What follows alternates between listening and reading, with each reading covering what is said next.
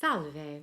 As we move swiftly into the holiday season, things are beginning to feel celebratory, so it only seems fitting that today's podcast be a longer episode around a very special subject. Stay tuned for my conversation with Mary Shea, Director of Marketing and Hospitality at Querceto di Castellina, a family-run vineyard and agriturismo in the heart of Tuscany. Don't miss our chat about one of Tuscany's and Italy's best-known and most beloved exports, as well as one of my favorite topics of conversation, wine or vino. Grazie mille e buon ascolto. Buongiorno mondo, and welcome back to 15 with Fosca, the podcast. I am thrilled to have with me today Mary Shea. Hi, Mary. Hello. Welcome to 15 with Fosca. And so just a little bit about Mary before we dive right into our conversation. Mary graduated from NYU with a degree in journalism. And after that, she enjoyed careers in advertising in New York, Boston, and LA. Since then, Mary has worked in the wine and hospitality business, crafting unique food and wine experiences at Querceto di Castellina, where she is the director of marketing and hospitality. So I'm so happy, Mary, because we're talking about one of my favorite subjects today, which is wine. So fortunately, we have that in common. Exactly. Well, thank goodness. So that, I think we should just dive right in. Sure. And I want to ask you how you got into the world of wine. Oh goodness, it's a bit of a long and kind of winding road or story, but I'll try to keep it as kind of brief as possible. But I grew up in a household where my father, he was a wine lover. Okay. He also, honestly, he and my mother, they got me I had the travel bug early on because they took me for trips with them. So I went to England, went to Switzerland, and they were just my father was always kind of a big foodie and into wine. Okay. So that's definitely probably where my passion first started. Okay. My passion for the Italian wine world actually started in college. So I went to, as you mentioned, I went to NYU. I actually ended up minoring in German. So I studied the German language. Okay. And I went and I studied abroad in college, and I went and I studied abroad in this tiny little town, actually in Bavaria, so in Germany for a semester. And my program was an Italian wine producer. Her name is Chiara Coffole. She became an incredibly good friend. She happened to have some bottles of her family's wine. So during this study abroad program, I was not expecting to be drinking, some lovely Italian wines. Right. I was expecting to drink beer. Maybe some Riesling. Exactly. And so that's probably, she kind of, told me her family's story and whatnot, and so I kind of fell in love with that. Fast forward to, this was probably when I was in my late 20s. I ended up actually moving and living with my friend in the town where her family has the winery. So the name of the town is Soave. Which is very famous because a lot of the wines we see in the U.S., if I think about growing up and just going to liquor stores, with my parents, that sounds kind of awful. But, Soave Bola, probably. Right? Doesn't that remind you, can you still see the label? Oh, for from sure. your childhood. I remember that. Okay. Yes. So go on. So you were in Soave. So I was in Soave, and this was a very different Soave. It wasn't, I think Soave Bola was the first kind of Soave wine introduced into the U.S. Right. But my friend, she had a really lovely, now they're certified organic, but they have this lovely winery in Soave. Her brother is the winemaker. She handles more of the PR side. So I helped them out a bit in their tasting room. And then when she'd go to wine tasting events and things like that, I would help out. So that's definitely where, my love of the Italian wine world started. But then I ended up moving back to the U.S. For work. And eventually actually made my way out to Napa Valley. So I lived in Napa for 2 years. I was still working in advertising. I wasn't necessarily working for a winery at the time. I did a little consulting work, but that's about it. But I just always loved being surrounded by vineyards and that kind of wine culture, and also places where obviously culinary side was really important part as well. And so I think, when I moved back to the U.S., because I actually originally, after Italy, moved back to Boston, where I've been living for on and off for 10 years. And I loved Boston. It was, it's such a great city. Yeah. But I missed being surrounded by, vineyards and winemakers and whatnot. And so I was where in the U.S. can I, kind of try to recreate that? And so California. Exactly. So I ended up in Napa, which I have to say, have you been to? I have. I spent a lot of time there because, I worked for Stanford for a long time. Oh, yes, and so I would often go to the Bay Area and, would often go to Napa, Sonoma, et cetera, even the Santa Cruz Mountains. There's so much winemaking there, so much good wine there. Very much so. So every time I would go out, actually, I would make a point of making sure that I would go out to those places, which are also beautiful. I mean, very much similar in a lot of ways to Tuscany, to our reality, landscape-wise. Oh, for sure. Microclimate-wise. So talk a little about your time in Napa, because that also I know was definitive or determinative in what your life is now. Yeah, it's kind of funny. Because when I was in Napa, I was pretty much. I mean, I thought that I was going to settle there. Like that's where I was going to maybe buy a house, and basically that was going to be my life. And then I met my husband. Yay! So everything kind of changed from there. So my husband, his name is Jacopo. So his family, they own Querceto di Castellina, the winery where I work now. Right. And so he actually sells quite a bit of wine in the U.S. It's his biggest export market. And so he was in California, and this is, it's 10 years ago, actually, in a few weeks. He was in California, basically kind of doing sales and promotions for the winery. And then we met through mutual friends over, it was like a Friendsgiving weekend. They had rented a house in Sonoma. They had dinner like the night before Thanksgiving at this Italian restaurant, actually in Napa Valley, called Bottega. And that was where we met. And that was it. And now you're living the dream. That's what everyone tells me, yeah. Well, I know. And, a lot of people say that to me, too. And the thing is, I think a lot of what we do in this podcast, and it might be hard to do today because there's very little that's not dreamlike about, living in Tuscany and, working at a vineyard like Querceto di Castellina. But there are also, I'm sure, challenges that are uniquely Italian. So something I'm interested in before we go to talk more in detail about the vineyard is what differences do you find between working in the wine business in the U.S., in Napa, and now working in the wine industry here in Tuscany? Oh goodness, it's really interesting because I do get asked that actually quite a lot.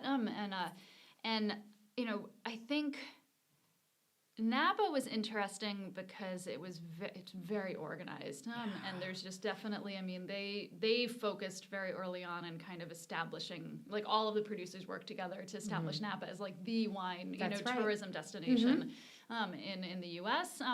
And so when you go into these tasting rooms, you definitely feel that. They're incredibly, curated experiences.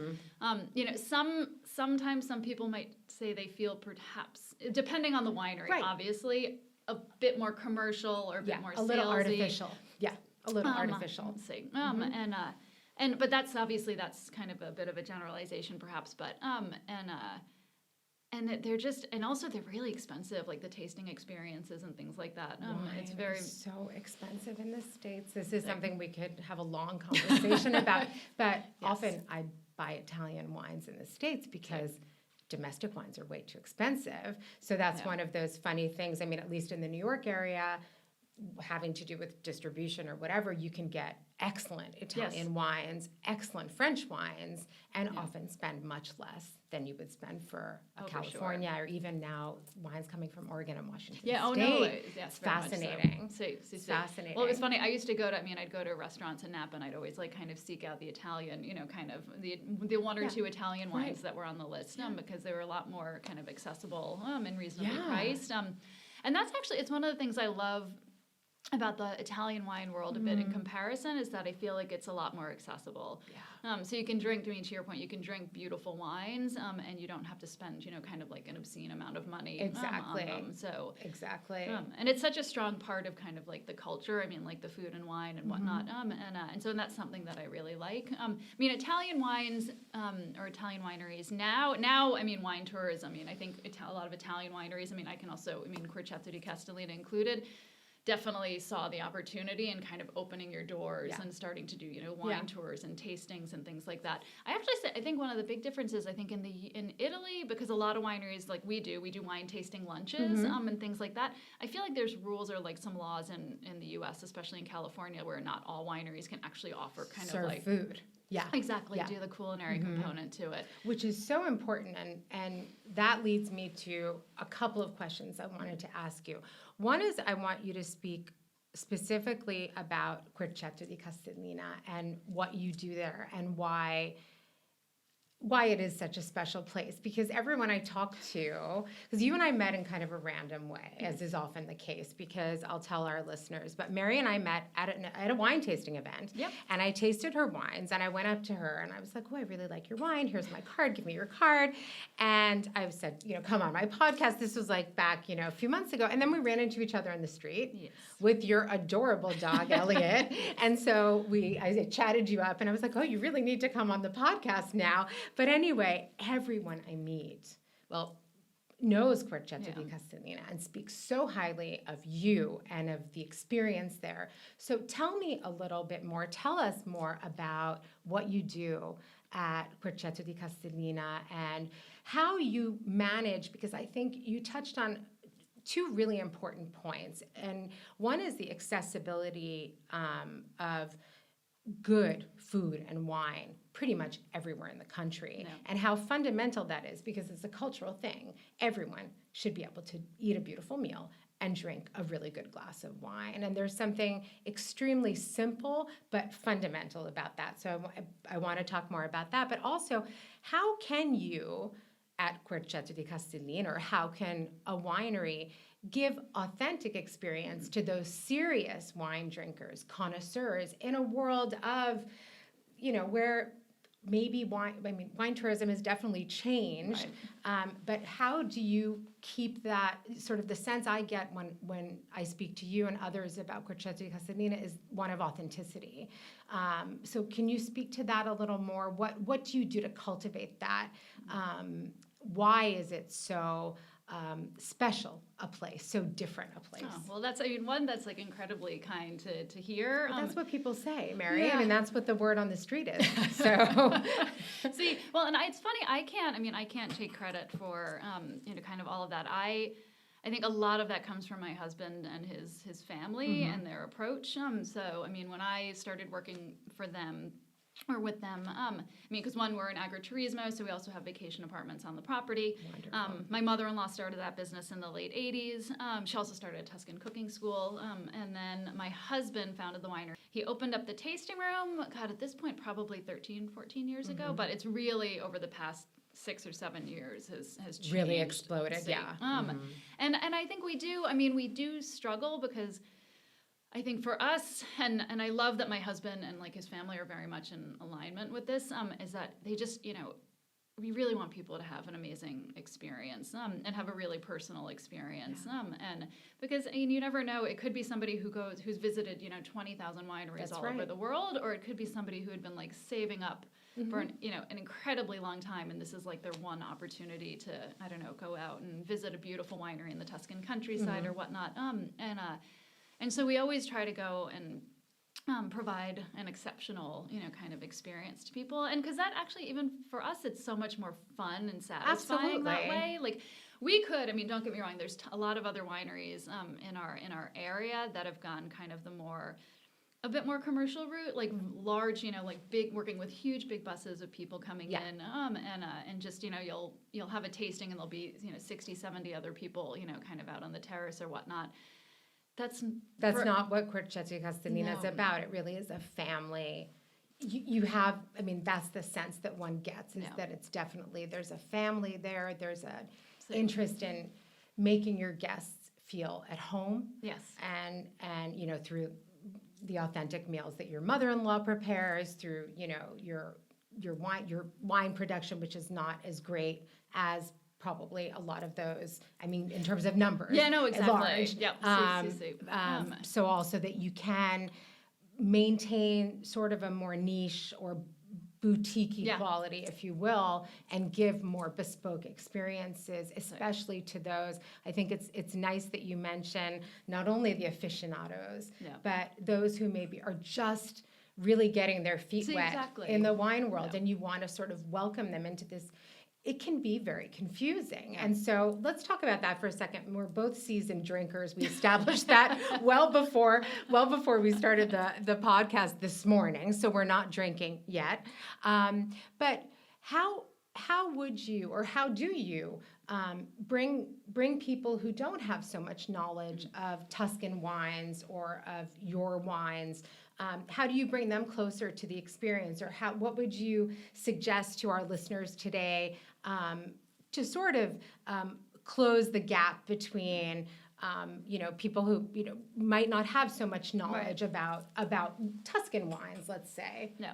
Well, I think, it's, as I mentioned before, the fact that I think, the Italian wine world is more accessible, but I think because there is a very strict kind of set of rules and regulations, when it comes to the production and like in different classifications and things like that, which I think for some people, even for myself, back when I first started drinking Italian wines, it can be a bit overwhelming and a bit intimidating, actually. And I think for us, we really try to kind of make it, as easy as possible to try to kind of understand. And at the end of the day, when we're doing tours and tastings and things like that, it's really about that person's individual palate and, and kind of like what they like and whatnot. I also think for us, there's also a story, behind our wines, which I think, people really, appreciate. So, when they're coming, let's say it's somebody who maybe is not quite as, like a wine aficionado or whatnot, we try to make one kind of understanding the rules and regulations, as kind of manageable as possible and as simple as possible. But then telling the stories behind the wines, like why my husband started producing wine, like why he does, kind of, we're certified organic, so why does he take more of a sustainable approach, and what that actually means, for us as a winery. And I'm trying to think, and then also kind of like the food and wine component also, I think, helps a lot. Absolutely. Because that's such, especially in like the Italian wine world, most Italian wines inherently are meant to be enjoyed with food. That's right. So I think that also really helps because we do, yes, we can do just tours and tastings, but we do a lot of wine tasting lunches. And I think when people kind of sit down, they compare and contrast the wines with like the different dishes and stuff. They can really kind of see how it, like, they just, bring each other to life. Exactly.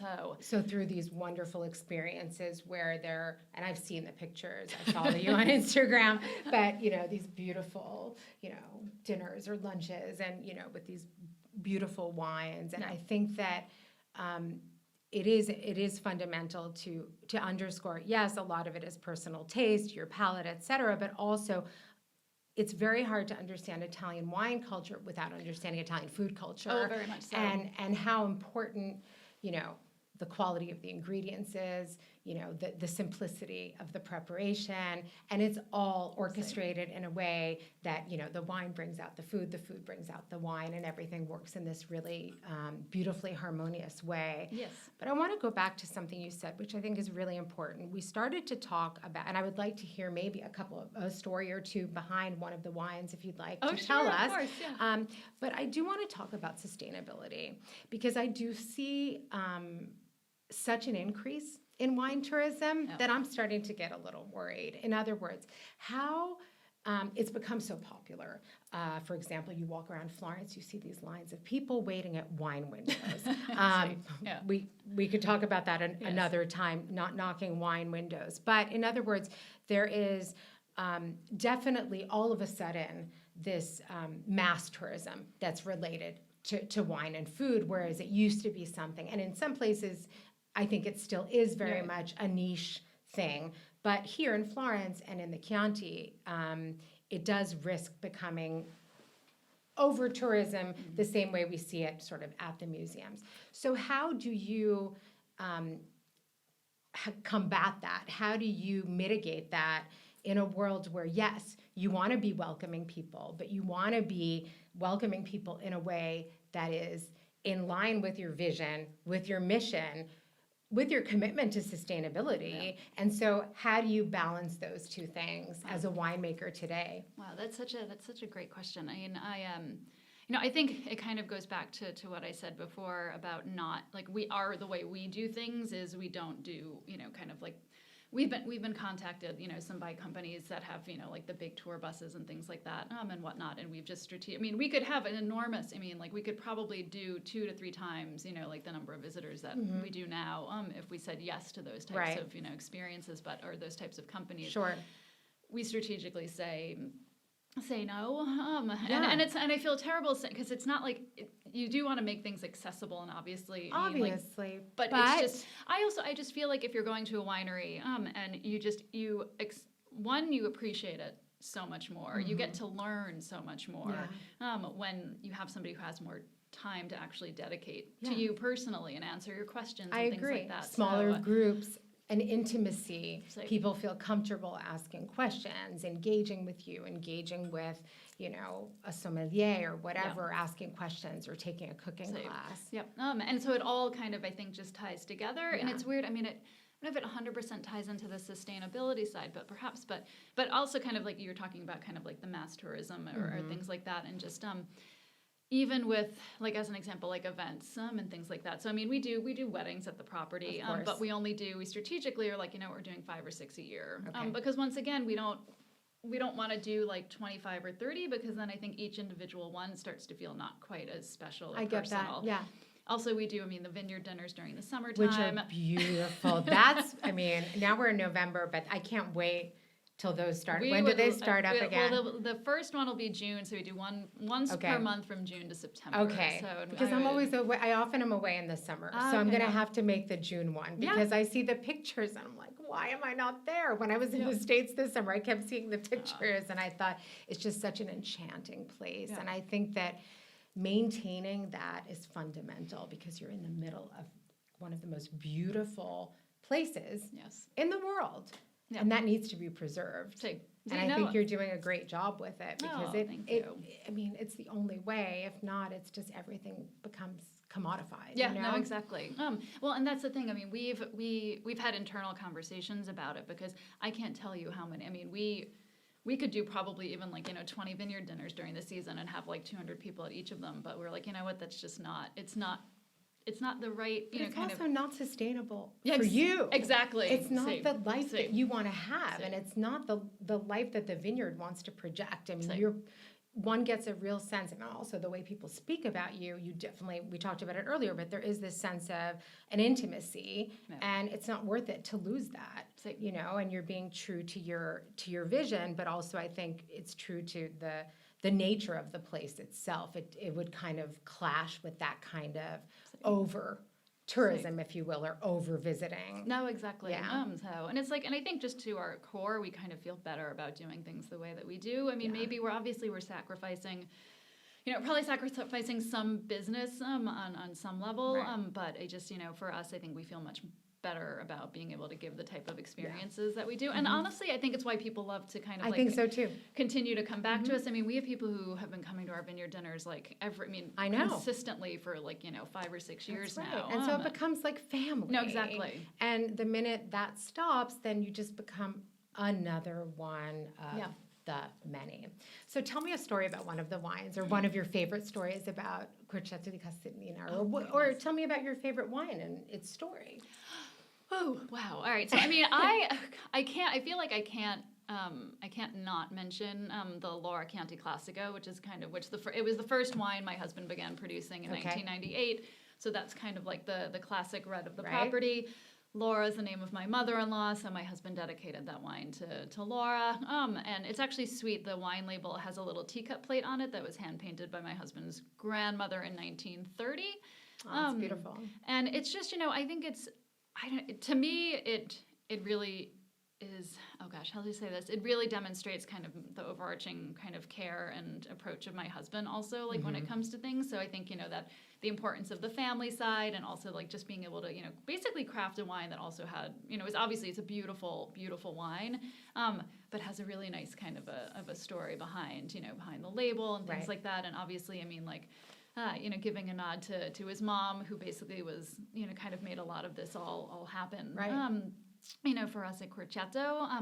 And so I couldn't not mention the Laura. I do have to say, though, the rosé, we do a rosé called Fortivo. I tasted that wine. And that was when I came up to you, because something that bothers me is that, first of all, I love the name, and I'm going to let you talk about it in a second, but I love rosés, and I love Italian rosés, and they are very hard to find in the States, where the market is inundated, or at least this summer when I was in the New York area, it was very hard for me to find Italian rosés. I found a couple. Often it's easier to find Proseccos that are rosé. Yeah. But mostly the rosés you find in the States are French or domestic. Yes. And so I'd be curious to hear, let's talk more about Furtivo, because that was when I came up to you. I was like, wait, they make a great rosé. I love rosé. So Yes. tell me, and it has a great name. Tell me more about Furtivo, and do you export it to the U.S.? We do, actually. So it's funny. My husband, it took some convincing to get him to do a rosé, actually. So that was and he'll admit this, and I mean, he tells people when he does like tours and tastings. But he thanks you. He does indeed. Yeah, I'll go up to people like that he's hosted, and they'll be like, "Oh, you're why he's doing a rosé." So thank you very much. You were a visionary. That was a good move on your part. Thank you. So tell me more about Furtivo. So it's 100% Sangiovese, which is the indigenous grape. Of the area, and it lends itself nicely to doing kind of I think it's why probably maybe you and like a lot of people like it. It's very kind of crisp, clean. It's a dry rosé. It's a really nice rosé, very versatile. Yes. Goes with a lot of different things. Yep. And it's not sweet and it's not super light actually. It's really nice. So, and that was my first actually wine naming experiment with my husband and his family. So.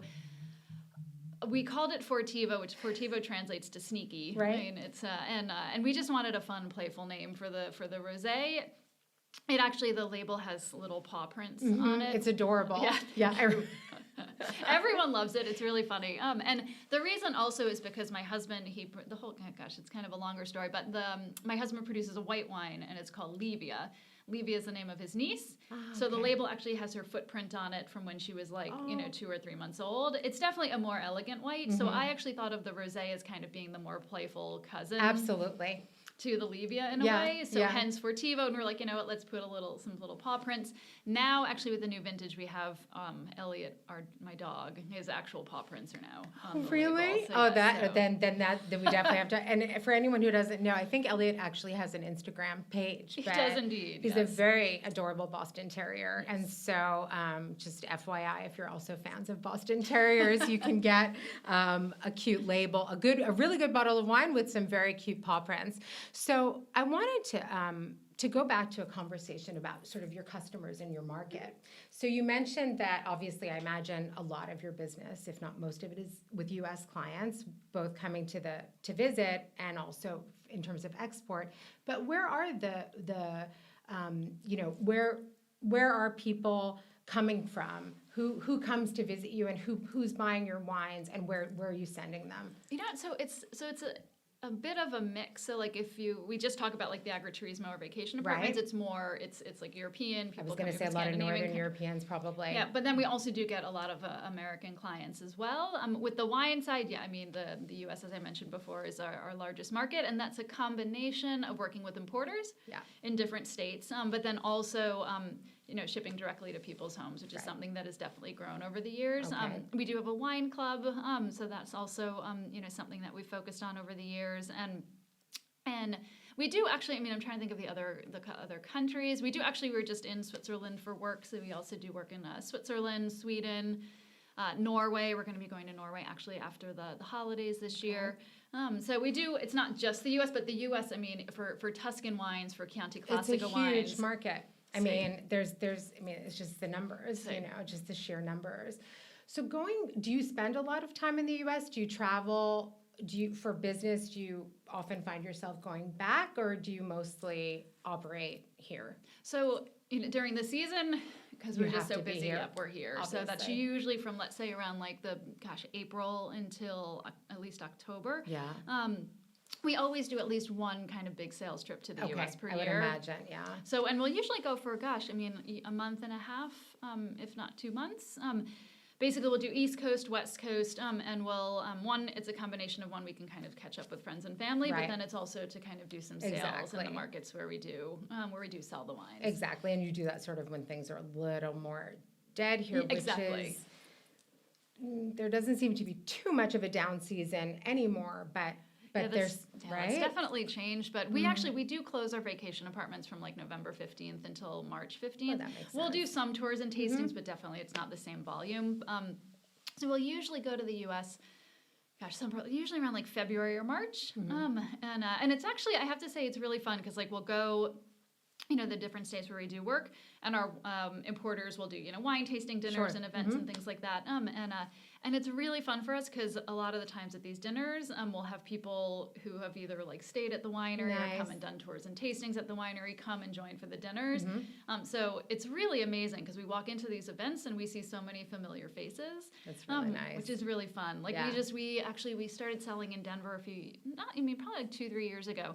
And we did our first, wine dinner in at this amazing restaurant in Denver called the Bindery. And we walked in. I think we knew like 70% of the people at this dinner, and there were like amazing. 60 or 70 people roughly. Right. And it was really, it was so fun. Yeah. And I think even our importers were like, how do you guys know everyone? Yeah. Well, we don't know. We just do. But no, I think you raise a really good point that I wanted to go back to, just talking about sort of how global wine has become too, right? Yeah. And so I want you to tell me a little more about that. In other words, I see the change, but you mentioned it a little bit earlier in the conversation, and it's sort of how I was saying you had the perfect timing with the rosé. It sounds like your husband also had perfect timing when he started the winemaking, just in terms of how that seems to have coincided with really this boom that seems to be happening in terms of how appealing wine tourism is now. So I guess what I'd like to know from you is sort of how has global wine tourism, what reasons do you have for, how do you explain the phenomenon? No, I'm just, because I don't know. I've always been a wine drinker. So how do you explain that all of a sudden there's become this increasing interest in wine tourism and wine travel? And well, I do. Goodness. I obviously lived in Napa, but I think we do have to thank Napa and certainly being kind of the California wine world. The model. A lot for that, because it started to make it top of mind to people, or started to think that we could go and visit wineries and do wine tastings, and it wasn't just for maybe people who are in the trade or sommeliers and things like that. So I think that definitely, Napa very much kind of helped with that, especially when it comes to American travelers and things like that. God, you know what? I'm trying to think of why. I don't know if it's because also over the past few years in particular, and I know this is terrible to bring this up, but even as an example, the Stanley Tucci show on CNN. No, that's not a bad example. That's the wine window problem. See, so I don't want to call it a problem. Yeah. I don't want to offend anyone, and I love Stanley Tucci. Yeah. I just want to get it out there. But it is social media, I think. I'm going to throw this out there. Wine used to be something, at least in the way I grew up, in a way very similar to yours. My dad is a serious wine drinker. Yeah. So there was always sort of an issue of wine spectator hanging around the house, or he would put away bottles of, for example, Brunello di Montalcino for important occasions. Yeah. So there was always this notion, but it was also something to me that always felt kind of exclusive. Yeah. And since I moved to Italy, I realized how, that's not the case. You can get incredible wine for nothing. We talked about that before as well.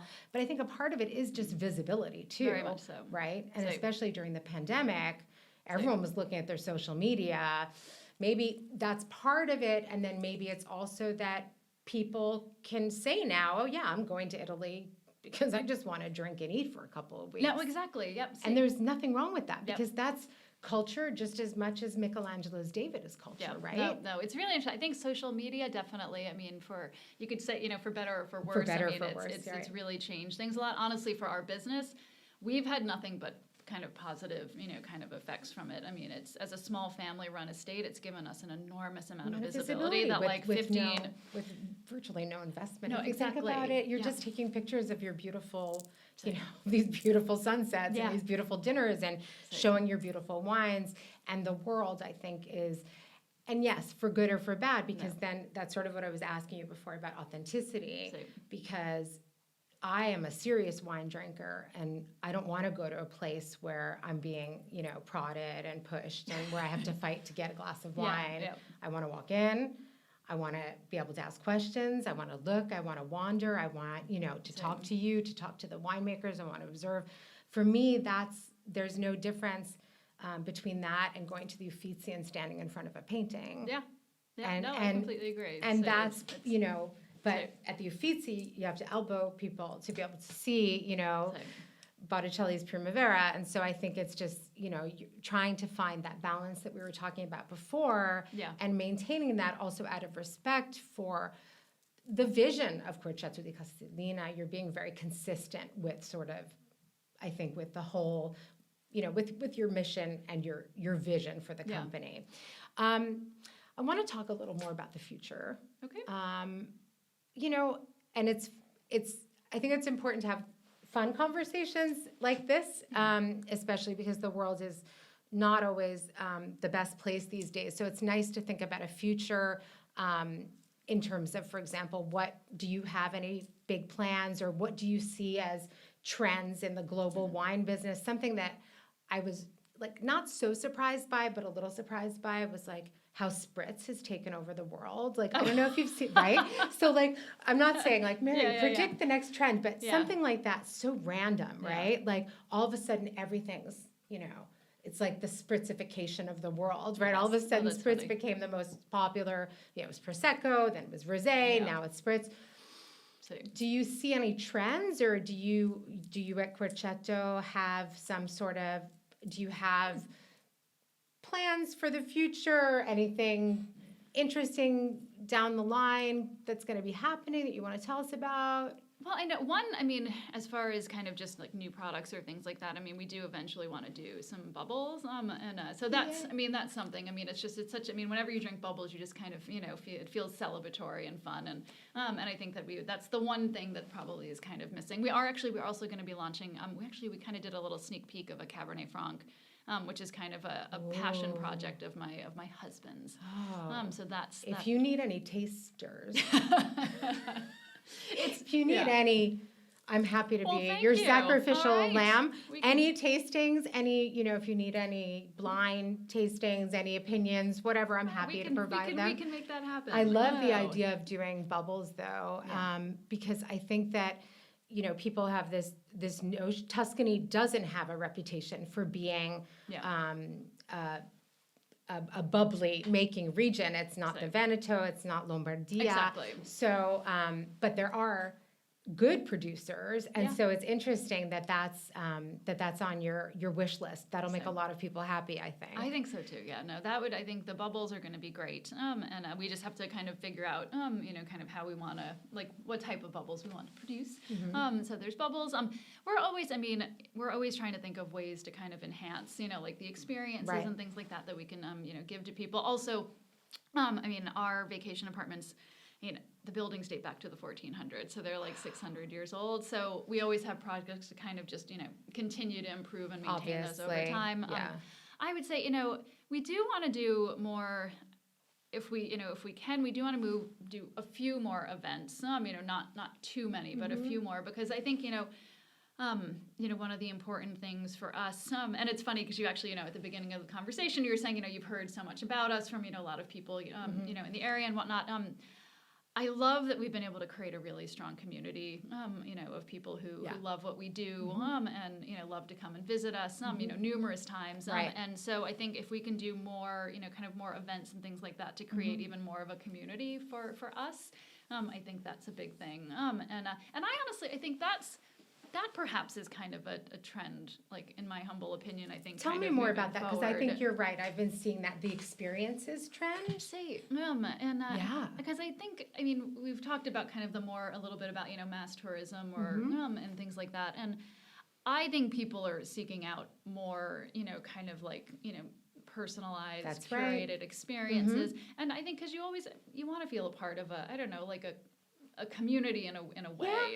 And so I think that for us is something that's rather rather important. And it's really, we've had such an amazing supportive community of people, not just here but abroad. And it's made a huge difference in our business and kind of the way we do things. So and I think you've defined yourself that way as well. I don't like to use the word branded, but I think what comes out, even just looking at your social media or talking to people who've stayed at Querceto or who've been to one of the wonderful dinners you do or who have participated in any of the events there, just comes out that there is this sense of warmth and family and community. Yeah. And I think that if you are traveling and if you are a lover of great food and great wine, chances are you're also a lover of really nice conversations and being surrounded by beauty. And so it's exciting to hear that, yes, you have projects, but that are very much in line with that sort of authenticity that we've been talking about.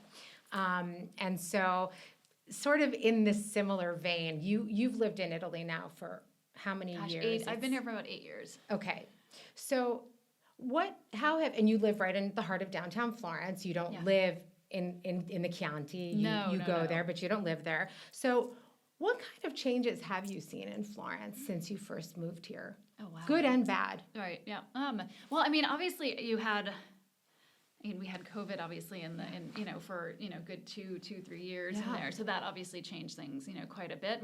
So I feel like there's also kind of like this pre-COVID and kind of post-COVID kind of experience. So it's the funny this is gonna sound, I don't know how it's gonna sound, but it was really interesting because actually like COVID, it actually gave us time to focus on different things because we didn't have the we didn't. I think that's a good thing. I think we tend to focus too much on all of the negative things that the pandemic brought with it. Yeah.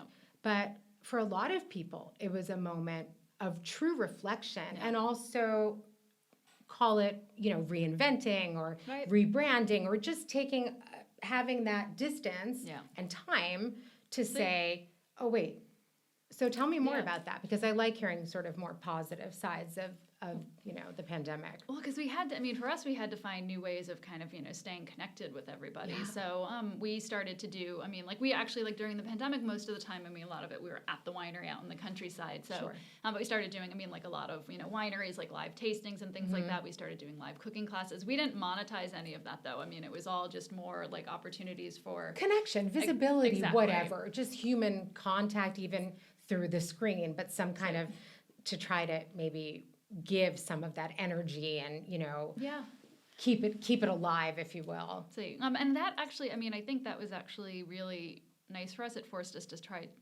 doing different things, new things. My mother-in-law had never done anything where she someone was videotaping her doing, and actually we did them in her kitchen, her family kitchen. So and I think for us it really it made a difference in one, as I said, being able to stay connected with people, but then also seeing just the importance really of doing that, and then trying to post-COVID kind of, once we did open up, trying to maintain that on some level.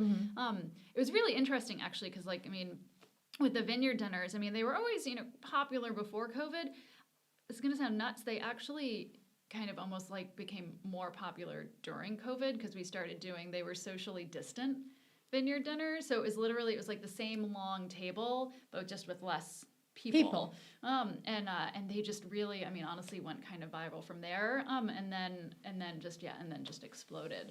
And I think it was also, once again, it was people were seeking ways to stay connected with people, but in a safe environment where they felt like they weren't, kind of taking... And out in the middle of the countryside, safe distance, et cetera. That was actually probably a brilliant idea to keep that going, and you gave a lot to people. It was a tough decision because also you didn't even... It's risky. You don't know. It's just, it's a crapshoot. You didn't know how, because also then there was also whether, there was a lot of kind of from a branding and marketing perspective, you wanted to, kind of be as respectful and as possible, kind of all things considered. Yeah. But I think people were just, kind of just were really seeking ways to stay, stay connected and do beautiful, beautiful things and experiences.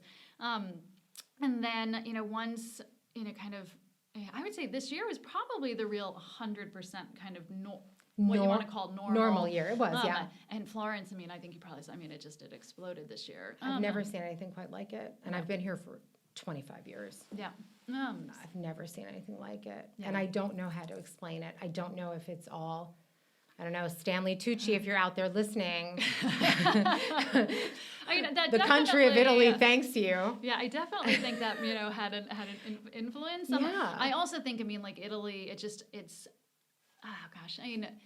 for Americans, people, I think just, love Italy and have such kind of affinity Mm-hmm. for the country and the culture and whatnot. And then I think, once, things did open up, people took advantage It of was on a lot of people's minds. Exactly. And I also think that it was the way Italy came out during the pandemic. Yeah. And so it was, I think, places like yours that you were doing these things, showing, your mother-in-law in the kitchen, doing cooking classes or doing live tastings or doing those socially distanced dinners. You were showing the world that, like many other people did, like that Italy was fighting this, that we were here and we're still here. And I think that the country came out of the pandemic very well. And I think that also people are craving, and I say this a lot, but people are craving beauty and, good food and good wine and good conversation and those human connections. And so I think that is one possible explanation of why Italy is such a popular destination. We'll see how things go this year. I agree with you. Last year was the first real, the normal year. We saw a major boom in tourism. Yes. I've heard from a lot of people that, they already have bookings, through the spring. So, Right. I mean, it looks like hopefully this year will be another good year for Florence and Tuscany. Yeah, I think it'll be good. I don't know if it's going to be quite the same as this past, this I don't past know. year, That was a really big year. But we'll have to see. But this year was nuts. I mean, I also do I do travel planning on the side. It's a side hustle. Let's just say. I want to talk a little bit about that before we close your side hustle. Okay. You may as well talk about that. And I have to say that, it was a lot. There was, a lot of people wanting to come to Italy and whatnot. I also think because there is this sense of, I think there is still, yes, you have your more touristy spots and things like that, but I think there is that kind of sense of authenticity, or like you feel, kind of a bit like a home away from home in a weird way when you come here, even if it's for the first time. No, and I think agree. that speaks to kind of also the spirit of, of Italians. That's right. And the people who live here. generosity, the sort of, and Florence is not notorious. We can say this, no offense to Florentines, but it's not notorious for being the most welcoming city in Italy. Yet, I've seen, even post-pandemic, it seems to me that people are actually, I don't know, a little friendlier, maybe. I don't know. Possibly. I think that it's I don't know if to say. Oh gosh, now I don't know friendlier. But I think there's this warm. I don't know. I think people are happy to see people back. Yes. And so friendlier. Yeah. Maybe not. Maybe just more grateful or appreciative to see that Florence is still very much on people's minds.